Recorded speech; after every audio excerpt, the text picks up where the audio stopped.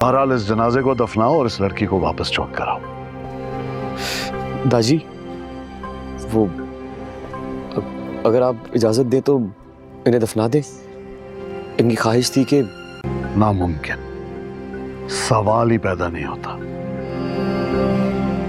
ऐसे लोगों पर सुंदरगढ़ की खाक भी हराम है और जगह ना मिले तो सहरा में भेज दो, ताकि यहाँ के चीले और कौवे को नोच कर। इतनी नफरत मेरे बाबा से। उन्होंने तो कभी किसी का कुछ नहीं बिगाड़ा, फिर आपका ऐसा क्या नुकसान कर दिया कि आपको हम जिंदा लोगों से नफरतें निभाते हैं, ये तो अब मर चुका, अब हमारी नफरत भी इसके साथ दफन होगी। लेकिन क्यों? आज इतने अरसे के बाद मैं इस हवेली में आई हूँ और आते ही मुझे क्या खबर सुनने को मिल रही है? खुर्शीद ने ऐसा क्यों किया?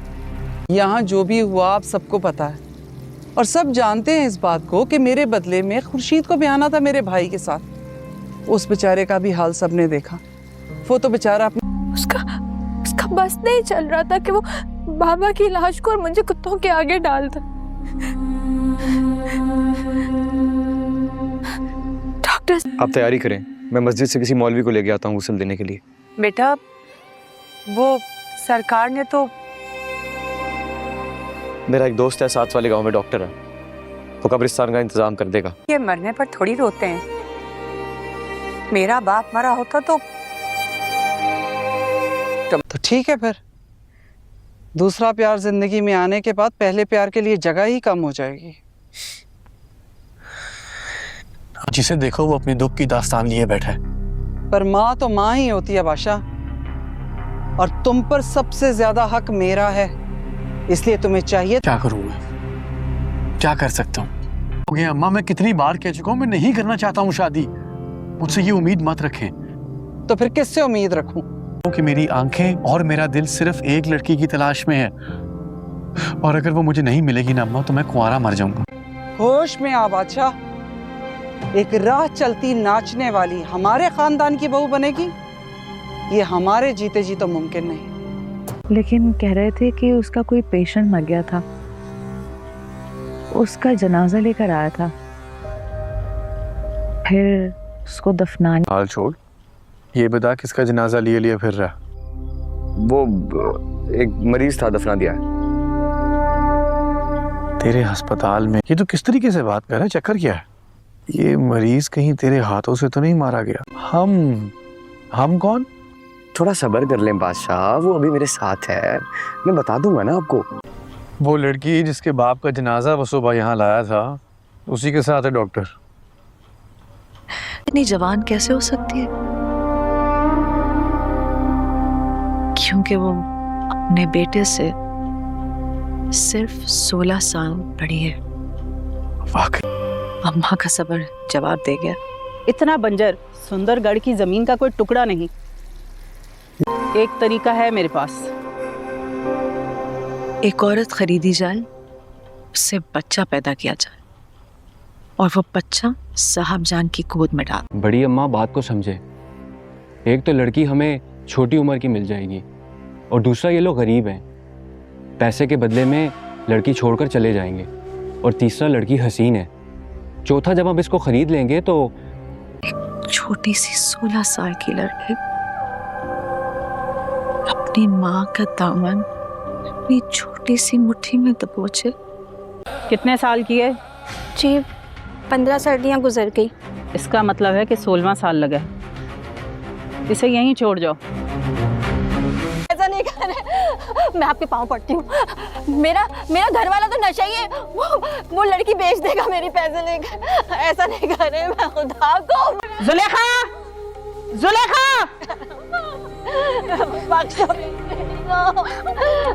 जहांदाद सरकार ने जब गुलाम की गर्दन कर अपनी तलवार रखी तो बादशाह ने ऐलान कर दिया कि अगर इस गुलाम का खून बहा तो सुंदरगढ़ की गद्दी पर कभी कोई वारिस नहीं बैठेगा।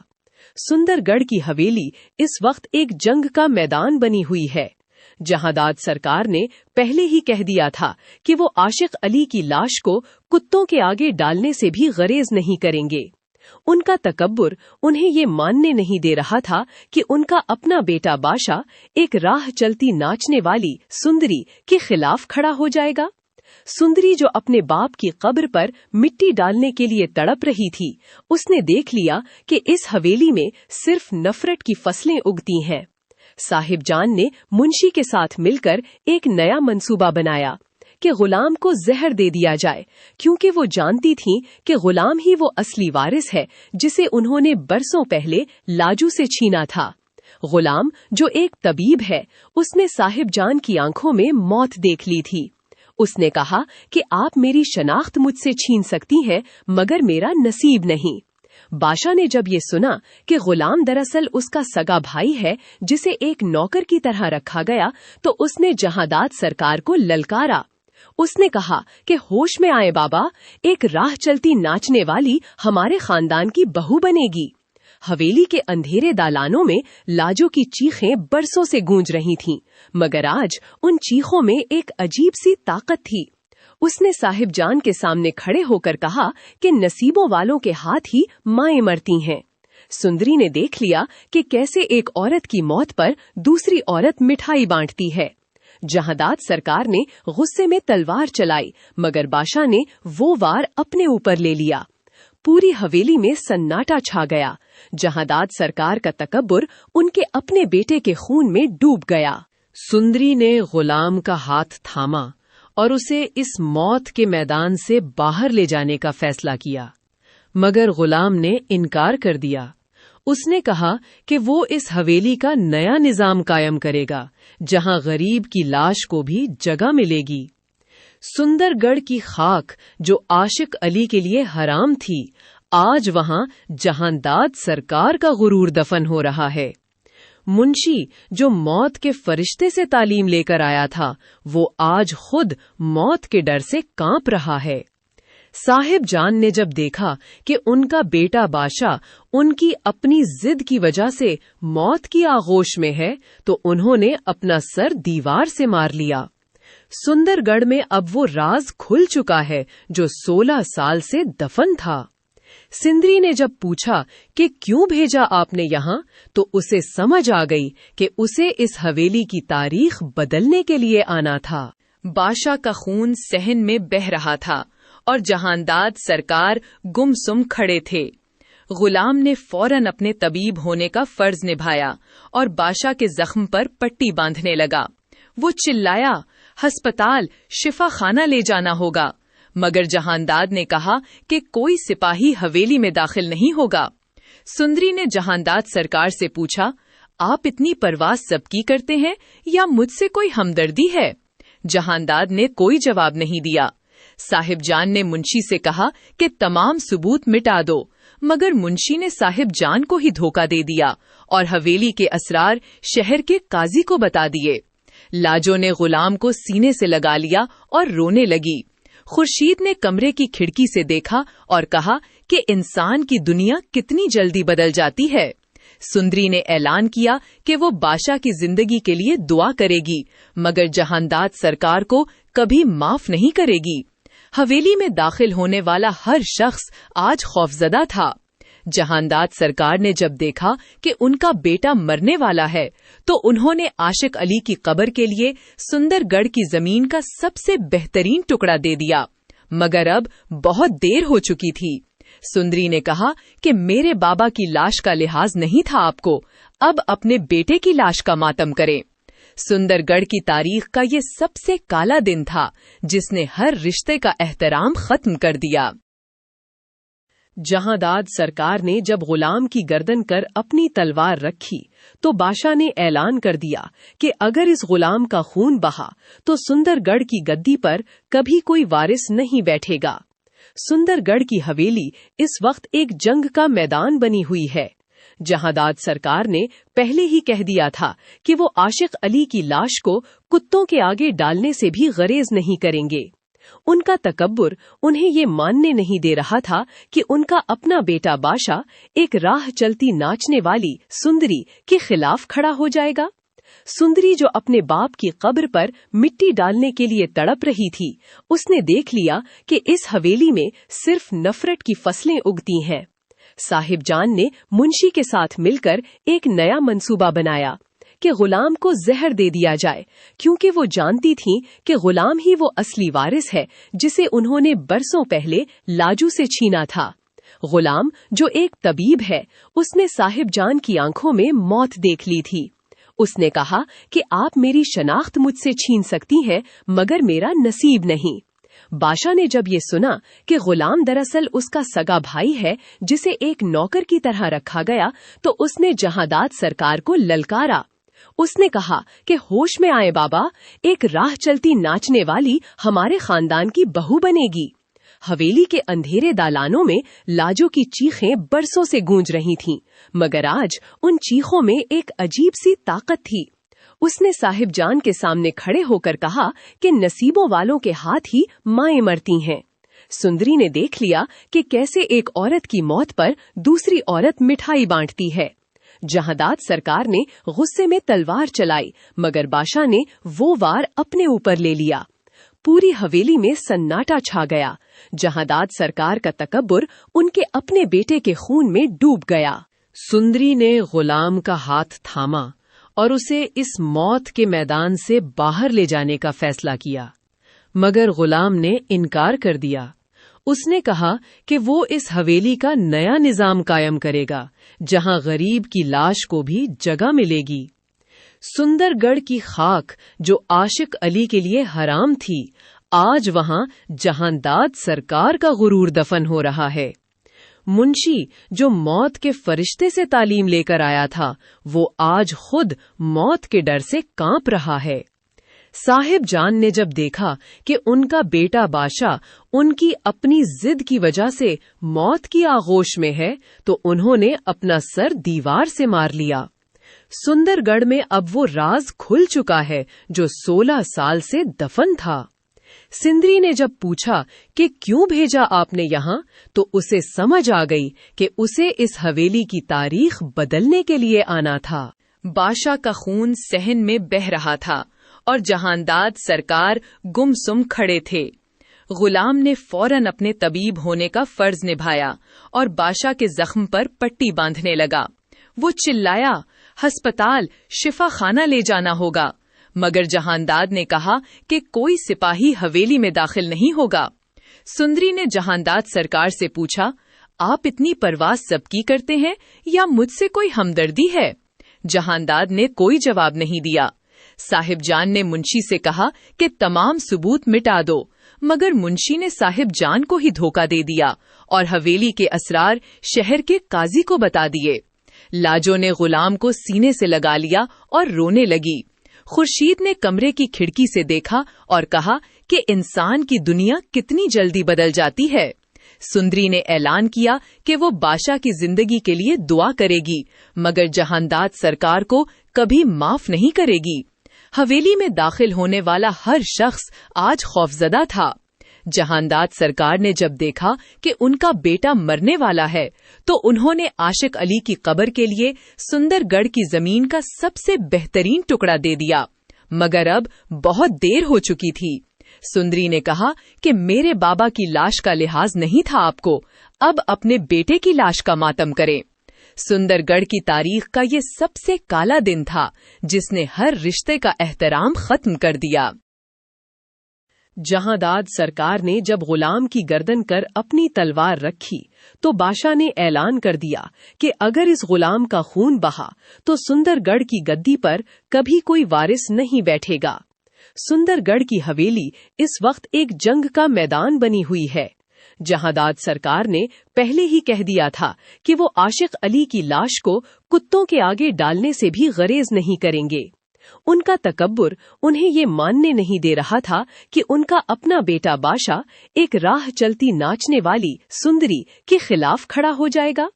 सुंदरी जो अपने बाप की कब्र पर मिट्टी डालने के लिए तड़प रही थी, उसने देख लिया कि इस हवेली में सिर्फ नफरत की फसलें उगती हैं। साहिब जान ने मुंशी के साथ मिलकर एक नया मंसूबा बनाया कि गुलाम को जहर दे दिया जाए, क्योंकि वो जानती थीं कि गुलाम ही वो असली वारिस है जिसे उन्होंने बरसों पहले लाजू से छीना था। गुलाम जो एक तबीब है, उसने साहिब जान की आंखों में मौत देख ली थी। उसने कहा कि आप मेरी शनाख्त मुझसे छीन सकती हैं, मगर मेरा नसीब नहीं। बादशाह ने जब ये सुना कि गुलाम दरअसल उसका सगा भाई है जिसे एक नौकर की तरह रखा गया, तो उसने जहांदाद सरकार को ललकारा। उसने कहा कि होश में आए बाबा, एक राह चलती नाचने वाली हमारे खानदान की बहू बनेगी। हवेली के अंधेरे दालानों में लाजो की चीखें बरसों से गूंज रही थीं, मगर आज उन चीखों में एक अजीब सी ताकत थी। उसने साहिब जान के सामने खड़े होकर कहा कि नसीबों वालों के हाथ ही माएं मरती हैं। सुंदरी ने देख लिया कि कैसे एक औरत की मौत पर दूसरी औरत मिठाई बांटती है। जहांदाद सरकार ने गुस्से में तलवार चलाई, मगर बादशाह ने वो वार अपने ऊपर ले लिया। पूरी हवेली में सन्नाटा छा गया। जहांदाद सरकार का तकब्बुर उनके अपने बेटे के खून में डूब गया। सुंदरी ने गुलाम का हाथ थामा और उसे इस मौत के मैदान से बाहर ले जाने का फैसला किया, मगर गुलाम ने इनकार कर दिया। उसने कहा कि वो इस हवेली का नया निजाम कायम करेगा, जहां गरीब की लाश को भी जगह मिलेगी। सुंदरगढ़ की खाक जो आशिक अली के लिए हराम थी, आज वहां जहांदाद सरकार का गुरूर दफन हो रहा है। मुंशी जो मौत के फरिश्ते से तालीम लेकर आया था, वो आज खुद मौत के डर से कांप रहा है। साहिब जान ने जब देखा कि उनका बेटा बादशाह उनकी अपनी जिद की वजह से मौत की आगोश में है, तो उन्होंने अपना सर दीवार से मार लिया। सुंदरगढ़ में अब वो राज खुल चुका है जो 16 साल से दफन था। सिंदरी ने जब पूछा कि क्यों भेजा आपने यहाँ, तो उसे समझ आ गई कि उसे इस हवेली की तारीख बदलने के लिए आना था। बादशाह का खून सहन में बह रहा था और जहांदाद सरकार गुमसुम खड़े थे। गुलाम ने फौरन अपने तबीब होने का फर्ज निभाया और बादशाह के जख्म पर पट्टी बांधने लगा। वो चिल्लाया, अस्पताल, शिफा खाना ले जाना होगा, मगर जहांदाद ने कहा कि कोई सिपाही हवेली में दाखिल नहीं होगा। सुंदरी ने जहांदाद सरकार से पूछा, आप इतनी परवाह सबकी करते हैं या मुझसे कोई हमदर्दी है? जहांदाद ने कोई जवाब नहीं दिया। साहिब जान ने मुंशी से कहा कि तमाम सबूत मिटा दो, मगर मुंशी ने साहिब जान को ही धोखा दे दिया और हवेली के असरार शहर के काजी को बता दिए। लाजो ने गुलाम को सीने से लगा लिया और रोने लगी। खुर्शीद ने कमरे की खिड़की से देखा और कहा कि इंसान की दुनिया कितनी जल्दी बदल जाती है। सुंदरी ने ऐलान किया कि वो बादशाह की जिंदगी के लिए दुआ करेगी, मगर जहांदाद सरकार को कभी माफ नहीं करेगी। हवेली में दाखिल होने वाला हर शख्स आज खौफजदा था। जहांदाद सरकार ने जब देखा कि उनका बेटा मरने वाला है, तो उन्होंने आशिक अली की कब्र के लिए सुंदरगढ़ की जमीन का सबसे बेहतरीन टुकड़ा दे दिया, मगर अब बहुत देर हो चुकी थी। सुंदरी ने कहा कि मेरे बाबा की लाश का लिहाज नहीं था आपको, अब अपने बेटे की लाश का मातम करें। सुंदरगढ़ की तारीख का ये सबसे काला दिन था, जिसने हर रिश्ते का एहतराम खत्म कर दिया। जहांदाद सरकार ने जब गुलाम की गर्दन कर अपनी तलवार रखी, तो बादशाह ने ऐलान कर दिया कि अगर इस गुलाम का खून बहा तो सुंदरगढ़ की गद्दी पर कभी कोई वारिस नहीं बैठेगा। सुंदरगढ़ की हवेली इस वक्त एक जंग का मैदान बनी हुई है।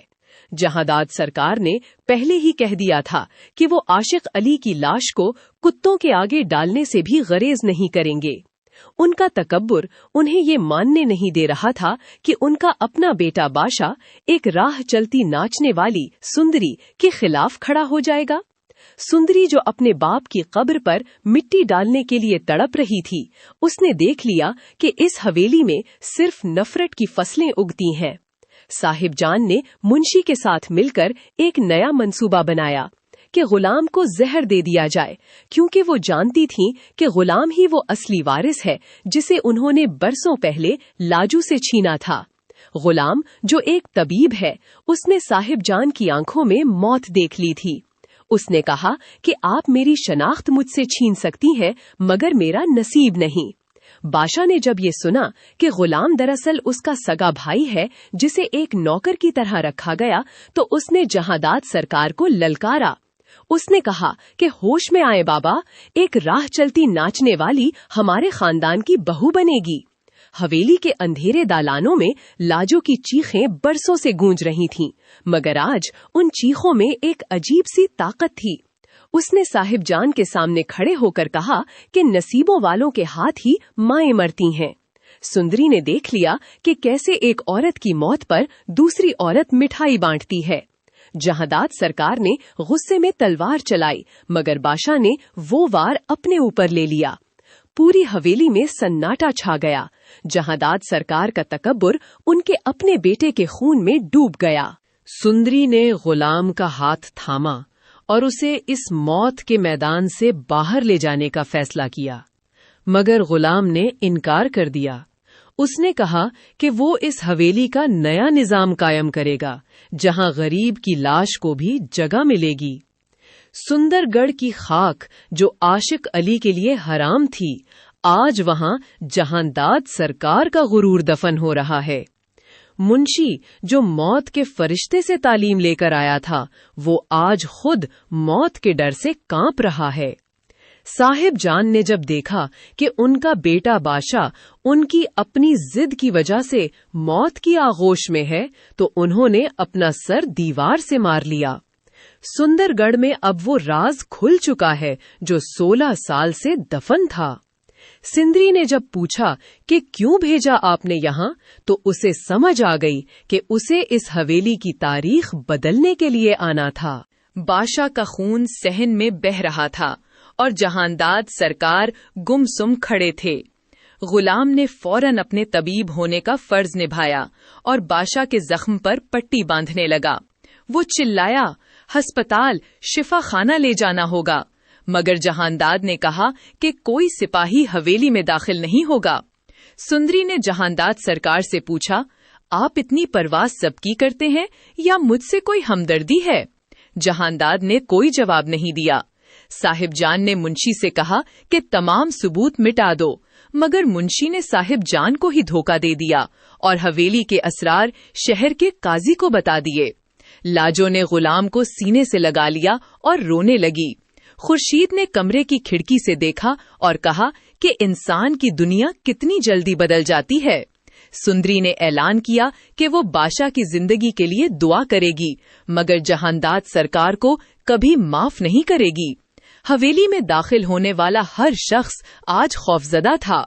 जहांदाद सरकार ने जब देखा कि उनका बेटा मरने वाला है, तो उन्होंने आशिक अली की कब्र के लिए सुंदरगढ़ की जमीन का सबसे बेहतरीन टुकड़ा दे दिया, मगर अब बहुत देर हो चुकी थी। सुंदरी ने कहा कि मेरे बाबा की लाश का लिहाज नहीं था आपको, अब अपने बेटे की लाश का मातम करें। सुंदरगढ़ की तारीख का ये सबसे काला दिन था, जिसने हर रिश्ते का एहतराम खत्म कर दिया। जहांदाद सरकार ने जब गुलाम की गर्दन कर अपनी तलवार रखी, तो बादशाह ने ऐलान कर दिया कि अगर इस गुलाम का खून बहा तो सुंदरगढ़ की गद्दी पर कभी कोई वारिस नहीं बैठेगा। सुंदरगढ़ की हवेली इस वक्त एक जंग का मैदान बनी हुई है। जहांदाद सरकार ने पहले ही कह दिया था कि वो आशिक अली की लाश को कुत्तों के आगे डालने से भी गरेज नहीं करेंगे। उनका तकब्बुर उन्हें ये मानने नहीं दे रहा था कि उनका अपना बेटा बादशाह एक राह चलती नाचने वाली सुंदरी के खिलाफ खड़ा हो जाएगा। सुंदरी जो अपने बाप की कब्र पर मिट्टी डालने के लिए तड़प रही थी, उसने देख लिया कि इस हवेली में सिर्फ नफरत की फसलें उगती हैं। साहिब जान ने मुंशी के साथ मिलकर एक नया मंसूबा बनाया कि गुलाम को जहर दे दिया जाए, क्योंकि वो जानती थीं कि गुलाम ही वो असली वारिस है जिसे उन्होंने बरसों पहले लाजू से छीना था। गुलाम जो एक तबीब है, उसने साहिब जान की आंखों में मौत देख ली थी। उसने कहा कि आप मेरी शनाख्त मुझसे छीन सकती हैं, मगर मेरा नसीब नहीं। बादशाह ने जब ये सुना कि गुलाम दरअसल उसका सगा भाई है जिसे एक नौकर की तरह रखा गया, तो उसने जहांदाद सरकार को ललकारा। उसने कहा कि होश में आए बाबा, एक राह चलती नाचने वाली हमारे खानदान की बहू बनेगी। हवेली के अंधेरे दालानों में लाजो की चीखें बरसों से गूंज रही थीं, मगर आज उन चीखों में एक अजीब सी ताकत थी। उसने साहिब जान के सामने खड़े होकर कहा कि नसीबों वालों के हाथ ही माएं मरती हैं। सुंदरी ने देख लिया कि कैसे एक औरत की मौत पर दूसरी औरत मिठाई बांटती है। जहांदाद सरकार ने गुस्से में तलवार चलाई, मगर बादशाह ने वो वार अपने ऊपर ले लिया। पूरी हवेली में सन्नाटा छा गया। जहांदाद सरकार का तकब्बुर उनके अपने बेटे के खून में डूब गया। सुंदरी ने गुलाम का हाथ थामा और उसे इस मौत के मैदान से बाहर ले जाने का फैसला किया, मगर गुलाम ने इनकार कर दिया। उसने कहा कि वो इस हवेली का नया निजाम कायम करेगा, जहां गरीब की लाश को भी जगह मिलेगी। सुंदरगढ़ की खाक जो आशिक अली के लिए हराम थी, आज वहां जहांदाद सरकार का गुरूर दफन हो रहा है। मुंशी जो मौत के फरिश्ते से तालीम लेकर आया था, वो आज खुद मौत के डर से कांप रहा है। साहिब जान ने जब देखा कि उनका बेटा बादशाह उनकी अपनी जिद की वजह से मौत की आगोश में है, तो उन्होंने अपना सर दीवार से मार लिया। सुंदरगढ़ में अब वो राज खुल चुका है जो 16 साल से दफन था। सिंदरी ने जब पूछा कि क्यों भेजा आपने यहाँ, तो उसे समझ आ गई कि उसे इस हवेली की तारीख बदलने के लिए आना था। बादशाह का खून सहन में बह रहा था और जहांदाद सरकार गुमसुम खड़े थे। गुलाम ने फौरन अपने तबीब होने का फर्ज निभाया और बादशाह के जख्म पर पट्टी बांधने लगा। वो चिल्लाया, अस्पताल, शिफा खाना ले जाना होगा, मगर जहांदाद ने कहा कि कोई सिपाही हवेली में दाखिल नहीं होगा। सुंदरी ने जहांदाद सरकार से पूछा, आप इतनी परवाह सबकी करते हैं या मुझसे कोई हमदर्दी है? जहांदाद ने कोई जवाब नहीं दिया।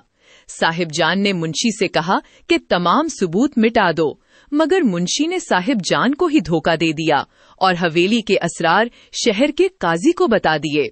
लाजो ने गुलाम को सीने से लगा लिया और रोने लगी। खुर्शीद ने कमरे की खिड़की से देखा और कहा कि इंसान की दुनिया कितनी जल्दी बदल जाती है। सुंदरी ने ऐलान किया कि वो बादशाह की जिंदगी के लिए दुआ करेगी, मगर जहांदाद सरकार को कभी माफ नहीं करेगी। हवेली में दाखिल होने वाला हर शख्स आज खौफजदा था। जहांदाद सरकार ने जब देखा कि उनका बेटा मरने वाला है, तो उन्होंने आशिक अली की कब्र के लिए सुंदरगढ़ की जमीन का सबसे बेहतरीन टुकड़ा दे दिया, मगर अब बहुत देर हो चुकी थी। सुंदरी ने कहा कि मेरे बाबा की लाश का लिहाज नहीं था आपको, अब अपने बेटे की लाश का मातम करें। सुंदरगढ़ की तारीख का ये सबसे काला दिन था, जिसने हर रिश्ते का एहतराम खत्म कर दिया। जहांदाद सरकार ने जब गुलाम की गर्दन कर अपनी तलवार रखी, तो बादशाह ने ऐलान कर दिया कि अगर इस गुलाम का खून बहा तो सुंदरगढ़ की गद्दी पर कभी कोई वारिस नहीं बैठेगा। सुंदरगढ़ की हवेली इस वक्त एक जंग का मैदान बनी हुई है। जहांदाद सरकार ने पहले ही कह दिया था कि वो आशिक अली की लाश को कुत्तों के आगे डालने से भी गरेज नहीं करेंगे। उनका तकब्बुर उन्हें ये मानने नहीं दे रहा था कि उनका अपना बेटा बादशाह एक राह चलती नाचने वाली सुंदरी के खिलाफ खड़ा हो जाएगा। सुंदरी जो अपने बाप की कब्र पर मिट्टी डालने के लिए तड़प रही थी, उसने देख लिया कि इस हवेली में सिर्फ नफरत की फसलें उगती हैं। साहिब जान ने मुंशी के साथ मिलकर एक नया मंसूबा बनाया कि गुलाम को जहर दे दिया जाए, क्योंकि वो जानती थीं कि गुलाम ही वो असली वारिस है जिसे उन्होंने बरसों पहले लाजू से छीना था। गुलाम जो एक तबीब है, उसने साहिब जान की आंखों में मौत देख ली थी। उसने कहा कि आप मेरी शनाख्त मुझसे छीन सकती हैं, मगर मेरा नसीब नहीं। बादशाह ने जब ये सुना कि गुलाम दरअसल उसका सगा भाई है जिसे एक नौकर की तरह रखा गया, तो उसने जहांदाद सरकार को ललकारा। उसने कहा कि होश में आए बाबा, एक राह चलती नाचने वाली हमारे खानदान की बहू बनेगी। हवेली के अंधेरे दालानों में लाजो की चीखें बरसों से गूंज रही थीं, मगर आज उन चीखों में एक अजीब सी ताकत थी। उसने साहिब जान के सामने खड़े होकर कहा कि नसीबों वालों के हाथ ही माएं मरती हैं। सुंदरी ने देख लिया कि कैसे एक औरत की मौत पर दूसरी औरत मिठाई बांटती है। जहांदाद सरकार ने गुस्से में तलवार चलाई, मगर बादशाह ने वो वार अपने ऊपर ले लिया। पूरी हवेली में सन्नाटा छा गया। जहांदाद सरकार का तकब्बुर उनके अपने बेटे के खून में डूब गया। सुंदरी ने गुलाम का हाथ थामा और उसे इस मौत के मैदान से बाहर ले जाने का फैसला किया, मगर गुलाम ने इनकार कर दिया। उसने कहा कि वो इस हवेली का नया निजाम कायम करेगा, जहां गरीब की लाश को भी जगह मिलेगी। सुंदरगढ़ की खाक जो आशिक अली के लिए हराम थी, आज वहां जहांदाद सरकार का गुरूर दफन हो रहा है। मुंशी जो मौत के फरिश्ते से तालीम लेकर आया था, वो आज खुद मौत के डर से कांप रहा है। साहिब जान ने जब देखा कि उनका बेटा बादशाह उनकी अपनी जिद की वजह से मौत की आगोश में है, तो उन्होंने अपना सर दीवार से मार लिया। सुंदरगढ़ में अब वो राज खुल चुका है जो 16 साल से दफन था। सिंदरी ने जब पूछा कि क्यों भेजा आपने यहाँ, तो उसे समझ आ गई कि उसे इस हवेली की तारीख बदलने के लिए आना था। बादशाह का खून सहन में बह रहा था और जहांदाद सरकार गुमसुम खड़े थे। गुलाम ने फौरन अपने तबीब होने का फर्ज निभाया और बादशाह के जख्म पर पट्टी बांधने लगा। वो चिल्लाया, अस्पताल, शिफा खाना ले जाना होगा, मगर जहांदाद ने कहा कि कोई सिपाही हवेली में दाखिल नहीं होगा। सुंदरी ने जहांदाद सरकार से पूछा, आप इतनी परवाह सबकी करते हैं या मुझसे कोई हमदर्दी है? जहांदाद ने कोई जवाब नहीं दिया।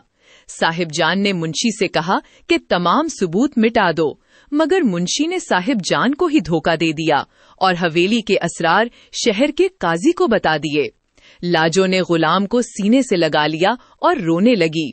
खुर्शीद ने कमरे की खिड़की से देखा और कहा कि इंसान की दुनिया कितनी जल्दी बदल जाती है। सुंदरी ने ऐलान किया कि वो बादशाह की जिंदगी के लिए दुआ करेगी, मगर जहांदाद सरकार को कभी माफ नहीं करेगी। हवेली में दाखिल होने वाला हर शख्स आज खौफजदा था।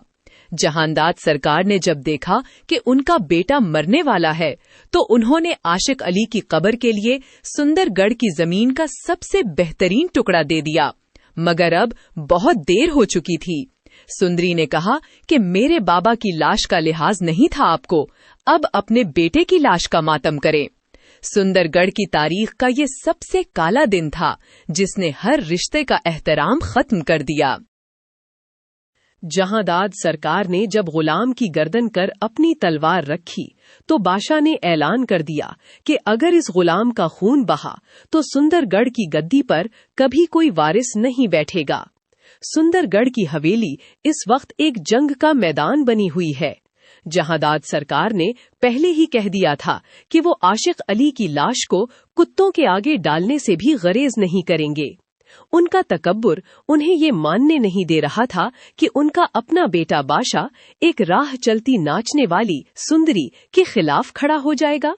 सुंदरी जो अपने बाप की कब्र पर मिट्टी डालने के लिए तड़प रही थी, उसने देख लिया कि इस हवेली में सिर्फ नफरत की फसलें उगती हैं।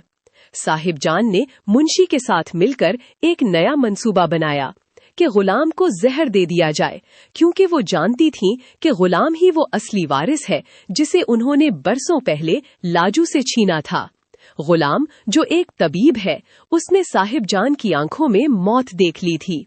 उसने कहा कि आप मेरी शनाख्त मुझसे छीन सकती हैं, मगर मेरा नसीब नहीं।